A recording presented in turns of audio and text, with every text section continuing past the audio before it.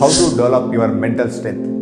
మంచి ఆలోచనలు, ఎప్పుడైతే మంచి ఆలోచనలు అనేది వస్తాయో మీ యొక్క లైఫ్ అనేది మంచి నిర్ణయాలు అనేది తీసుకుంటారు.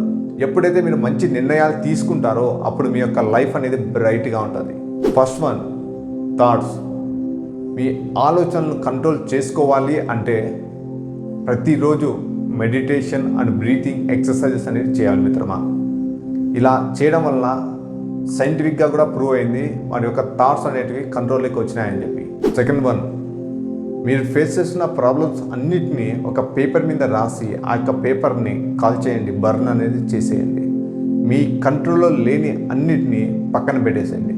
ఏదైతే మీ యొక్క కంట్రోల్లో ఉంటుందో దాన్ని 200% మీరు దాన్ని కంట్రోల్లోకి తీసుకొని వచ్చేయండి. Third one, nutrition.